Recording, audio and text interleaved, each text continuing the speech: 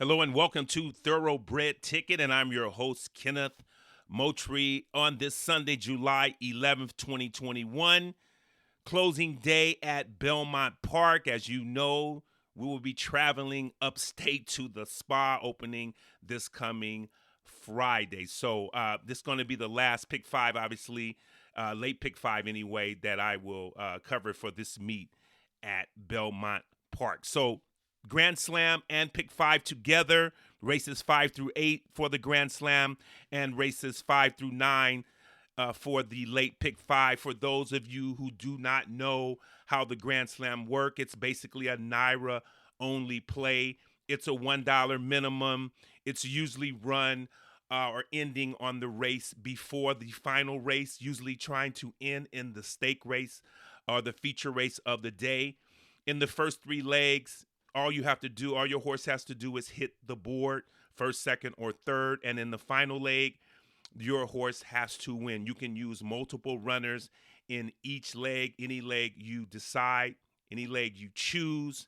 And the payoffs sometimes are much better than expected. Sometimes they're minuscule. But, to me, it's a fun play. Like I say, Naira is the only track you can do it at. So, I like to play it. It's only $1 minimum. I usually put about $16 to $24 in it on a daily basis or when I play. So today, it's no difference. I'm going to go. Usually the max I'll play for $1 is $24. You can double your bet. It's really cool sometimes. You can sometimes get a couple of horses on the board, and then you can end up, hitting it twice, because it's a multiple ticket bet. So let's start with the Grand Slam. Race 5, 7 furlongs on the Widener, 3-year-olds and up. High allowance purse of 92,000. 10 are going to run. There are no scratches at this time. When I'm doing this, as I'm doing this right now, they have already run the first race at Belmont. We're looking at fast and good. Looks like there's not going to be any rain on the main, for the main track. The turf course obviously takes a little longer to dry. Maybe by the end of the day, the turf will be firm. So I'm just handicapping for a firm turf course and obviously an already fast main track. So, like I said, in the first leg, remember now, the same horses I'm using in the Grand Slam, I am going to be using in the pick five. The only difference is that obviously the pick five is going to carry into the ninth race. And it's going to be a $60 ticket for the pick five and a $24 ticket for the Grand Slam. So, like I said, when I'm telling you and I'm offering you and giving you these Grand Slam play, it's also for the pick five as well. I am using the exact same horses. So let's start with the first race, or the fifth race, actually, the first leg of the Grand Slam and the pick five. Let's start with the 3 Yes and Yes. This gelding's trained by Phil Gleaves and will be written by Dylan Davis. Won a similar race here last year on June 27th, going 7 furlongs with Dylan Davis. This is Dylan Davis riding this horse for the first time since last October. So Dylan gets back on Yes and Yes. Yeah, like I said, this gelding went wire to wire in this event, carrying 124 pounds today. He's 7 for 9 in the money on the turf at Belmont. I like this. I like him today, getting back to a distance and a class level that it seems to favor him very well. So the 3 Yes and Yes is definitely one of my plays.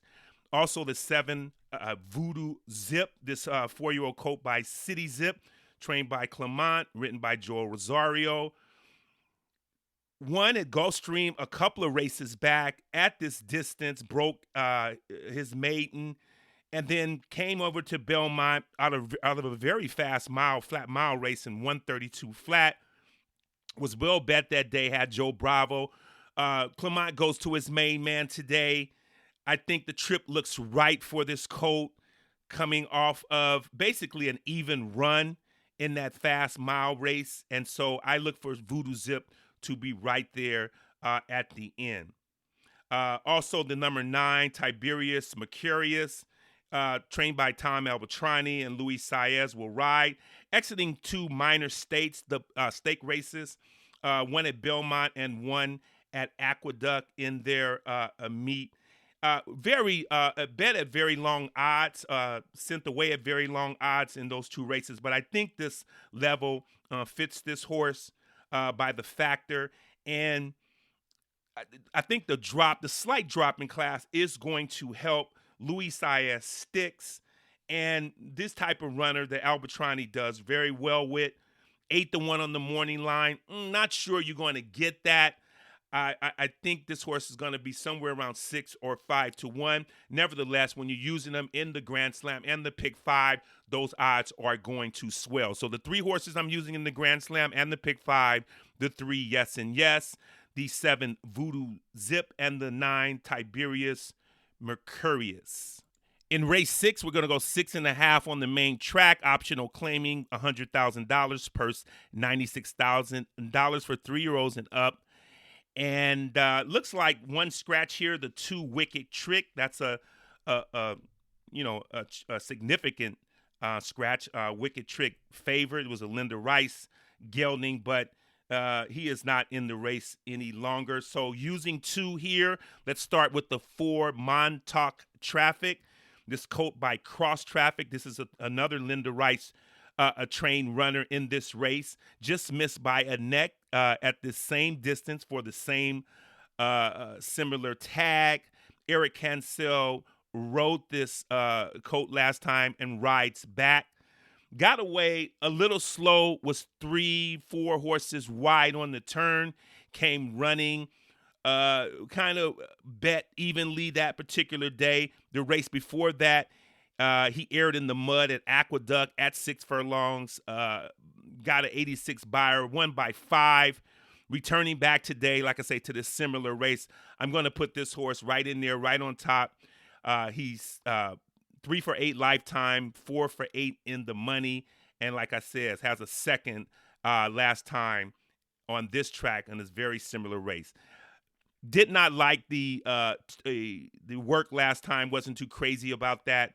A 5 furlongs on the training track in 1:03.2. It's kind of slow. Nevertheless, I'm going to throw that out. I'm going to overlook that and stick with the 4 Montauk Traffic. I'm going to trust Linda Rice has placed this colt in the right spot for this race. I'm also using the 5 Basin. Now, Basin is adding blinkers today and getting Jose Ortiz rides back. Jose had this colt down at Gulfstream in the Sir Shackleton, $100,000 stake, and won as the favorite at a similar distance. It was 7 furlongs. Like I said, getting blinkers today. Had a workup at Saratoga, kind of van back down the other day. So I'm not sure. Maybe Todd Pletcher, the trainer, looked at this race and saw how it filled and said, look, I may have a better chance here. There's, going to have 6 weeks to get some races up at Saratoga. So, I do like this horse Basin, like I said, adding the blinkers and getting back Jose Ortiz. So the 4 Montauk Traffic and the 5 Basin are the 2 runners I'm using in today's 6 at Belmont Park. I'm only using 2 runners in race 7 as well. It's 6 furlongs. Allowance $92,000, purse $92,000 for fillies and mares 3 and up. 7 are going to run. There is 1 scratch so far. The 8, She's a Little Edgy, is out. So like I said, that's going to leave 7. Let's start with the 3 Fierce Lady. Now, this New York bred was beaten favorite last time in a minor stake. The Dancing Renee had Luis Saez that day and is coming back. Now, Louis is exiting the 4-horse Bella Sophia, who is the morning line favorite at even money. And now Bella Sophia is going to pick up Jose Ortiz. Luis Saez rode Bella Sophia in her only 2 starts, won by 11 the first time, both at Belmont, and then finished second, just missed a length in the Jersey Girl. Now, normally, do I play musical jockeys? Yes, I do. Normally, I do. I I look at that. I think there's something to it. A lot of naysayers will say a lot of jockeys have contracts with certain horses and certain owners, and it's just some kind of situation to where the reason they're riding this horse compared to this horse is because of this circumstance. And I'm not for that. I look at this in this particular race, and it looks like Bella Sophia, trained by Rudy Rod, who goes to Jose today, and they're only 6%. Jose does not ride a lot for Rudy Rod, and the 6% in only 18 starts is telling me that Luis Saez, to me, is choosing Fierce Lady over the 4 Bella Sophia. So I am going to roll with that. I do also like the running style of Fierce Lady. And so I'm going, like I said, I'm going to use Fierce Lady. I am not going to use Bella Sophia. The other horse I'm using in this race, or the other filly in this race, is going to be the 7 Primacy. The Primacy is trained by Chad Brown. Been off a couple of months. Comes back with a good Belmont work of 4 furlongs and 48-3. The Union Rag filly was well bet last time in a slop at Churchill. Kind of ran even.